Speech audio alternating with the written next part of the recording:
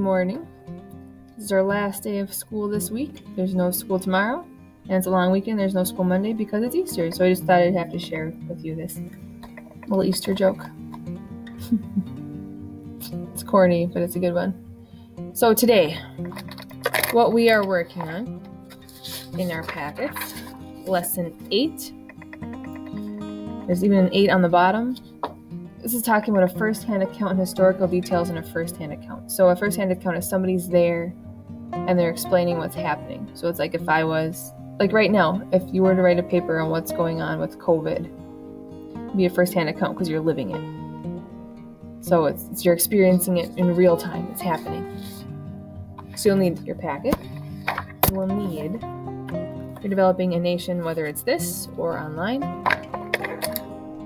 pencil for sure, highlighter if you're using your packet, and we'll do some IXLs, and then you'll have a nice long weekend. So, we better get going. Our goal today is I'll be able to explain what happened and why based on specific information in the text. So we'll be talking about a first-hand account again, and first-hand account is when you're actually there, like I said before, like present. So when people are interviewed on the news, they're saying, oh yes, I was there and this happened, where there's a tornado or maybe there was a rally or happy things even. They will give a first-hand account. They were there, they experienced this. It's kind of interesting to read first-hand accounts because you are actually, like, you get the glimpse of actually being in the event. So we will have a first-hand account from historical text. We'll figure out what the people who were there actually were going through. And then this part, what happened and why, based on specific information. So ours is going to be more on challenges. So what were the challenges?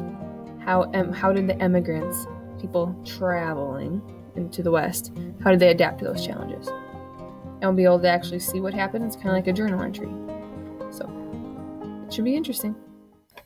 Our last one of the week, I think. Is this the last one of the week? Yeah. So we are rereading paragraphs 7 through 10, which we already read. How did immigrants adapt to the challenges on the Oregon Trail? So how did they adapt? How did they change? How did they be flexible? So I'm going to turn back to paragraph 7 through 10, which is page 24. Sorry, someone's at the door. Anyway. Looking for challenges, things that were hard for them, paragraph 7 through 10. So I'll start with paragraph 7.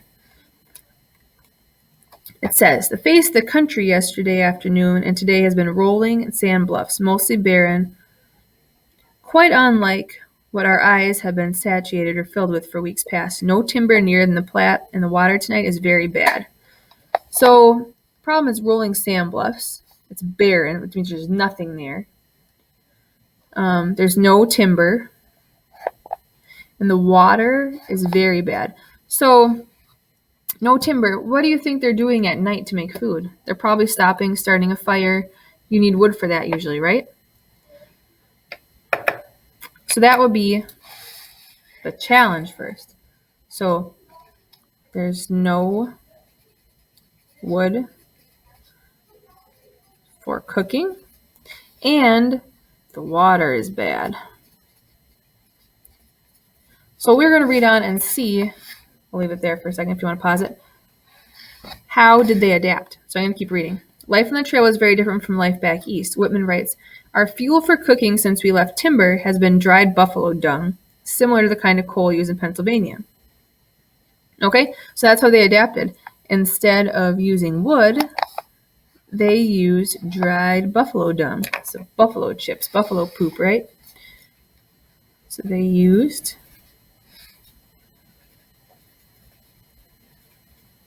dried buffalo dung. You gotta do what you gotta do. That has a lot of energy built into it. It's dried plant matter, so that would work. Our next challenge, we're gonna keep reading 7 through 10 and see what our next challenge might be. On the trail, travelers quickly recognized the importance of American bison that roam the plains. The men would hunt the buffalo for meat. Present time in our journey is a very important one. The hunter brought us buffalo meat yesterday for the first time. We have some for supper tonight. I expect to be very good. So, the challenge was they needed food to eat, right, on the trail. It's not like they had coolers and could bring things along. Plus, they had to pack fairly light to bring everything they need to live out there. So they solved that problem by hunting buffalo. Or bison. What did the daddy buffalo say to the baby buffalo as he left for school? Bison. Anyway, sorry. So they needed food to eat on the trail, so they hunted bison, right? And that posed a problem, apparently. So it says, however, the party had to eat buffalo meat so often, the women soon tired of it and longed for simple bread and butter. So that's a problem. She's ate the same thing over and over again, and she just wants bread and butter. That could be a challenge. We have one box left, and that was our last paragraph. Really, nothing solved it, though. She just had to eat buffalo meat all the time. There's that phrase, beggars can't be choosers. If that's all you have to eat, that's all you have to eat.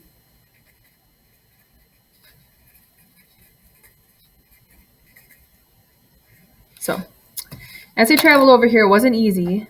As they traveled west, it wasn't easy, but they were able to overcome some of these challenges and make it the 2,000 miles to Oregon, in the Oregon Trail. You can stay tuned for the IXLs we're going to work on. Okay. We're continuing to work on AA1 and 2, Under Language Arts, and FF2. Hope you can finish these to 80%. It's Friday. No, it's Thursday. Tomorrow's Friday, but there's no school. So I hope you have a fantastic, wonderful, amazing Easter weekend. It'll probably be small if you normally do stuff with your family, since we can't get together with people. But I hope you enjoy the people you're with. Hope the weather's nice and you can get outside a little bit. And I look forward to seeing you back here on Tuesday. So have a great weekend. Miss you guys. Bye. Happy Easter.